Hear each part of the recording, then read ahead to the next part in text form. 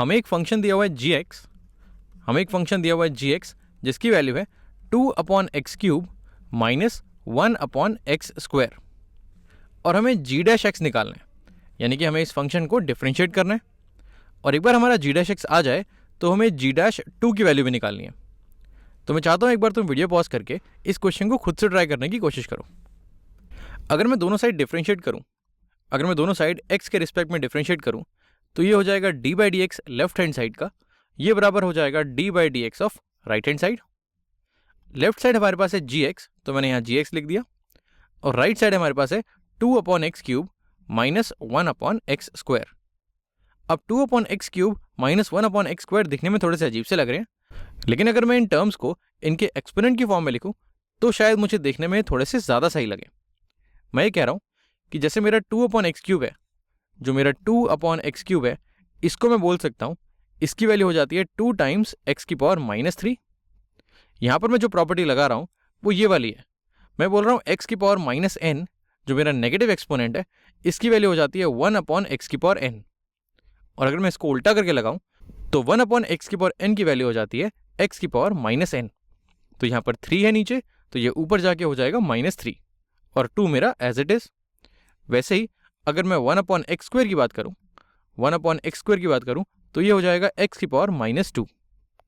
अब ये दोनों चीज़ें अगर मैं यहाँ पर लिख दूँ तो ये लिखा हुआ है d/dx ऑफ gx, इसको मैं लिख सकता हूँ ये है g डैश एक्स, जो हम निकालने की कोशिश कर रहे हैं, ये बराबर हो जाएगा। और डिफ्रेंशिएशन की अगर मैं प्रॉपर्टी लगाऊं तो मैं बोल सकता हूं कि पहले मैं इसका डिफ्रेंशिएशन निकालूं माइनस में इसका डिफ्रेंशिएशन निकालूं, तो ये इसके बराबर हो जाएगा जी डैश एक्स के, यानी कि जी डैश एक्स हो जाएगा मेरा d/dx ऑफ मेरी पहली टर्म माइनस d/dx ऑफ मेरी दूसरी टर्म। मेरी पहली टर्म है 2 टाइम्स x⁻³ और दूसरी टर्म है x⁻²।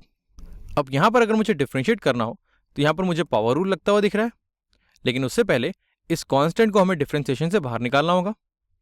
तो ये हो जाएगा जो मेरा जी डैश एक्स है, जी डैश एक्स ये हो जाएगा 2 times d/dx of x⁻³ minus d/dx of x⁻², और ये हो जाएगा जी डैश एक्स, इसकी वैल्यू हो जाएगी 2 टाइम्स x⁻³ का डिफ्रेंशिएशन अगर मुझे करना है तो अगर मैं पावर रूल दोबारा लिखूं, पावर रूल कहता है कि fx की वैल्यू अगर x⁻n है तो f डैश x ये होता है मेरा n टाइम्स x⁻n-1।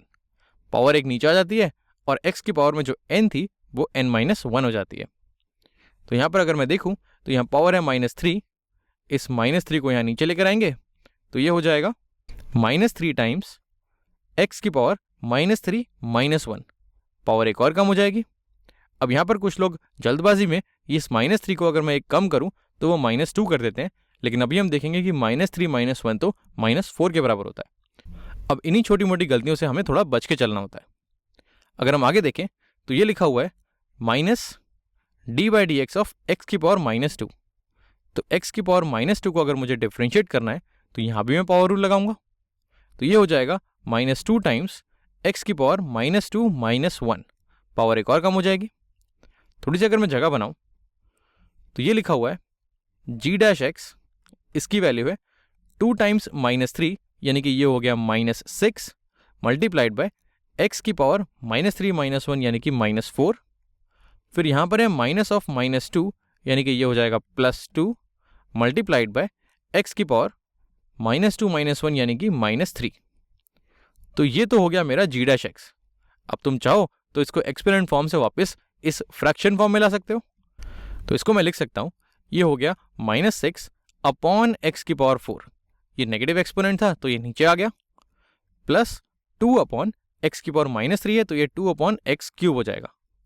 तो ये हो गई मेरी जी डैश एक्स की वैल्यू, ये मैंने जी डैश एक्स निकाल लिया। अब मेरा दूसरा काम था कि मुझे जी डैश ऑफ 2 निकालना था। जी डैश ऑफ 2 का मतलब ये हुआ कि मुझे x की वैल्यू 2 पे निकालना है इसका डिफ्रेंशिएशन।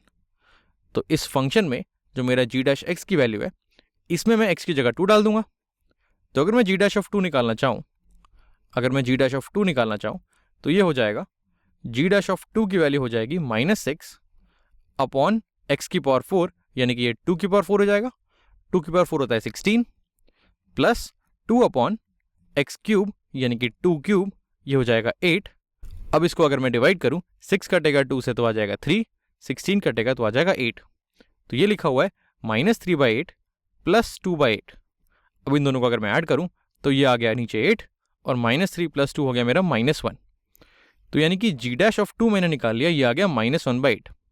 इसका मतलब ये है कि इस फंक्शन का अगर मैं ग्राफ बनाऊं और पॉइंट 2 पे, जो मेरा इनपुट 2 है, उस पॉइंट पे टेंजेंट बनाऊं तो उसकी स्लोप आ जाएगी -1/8।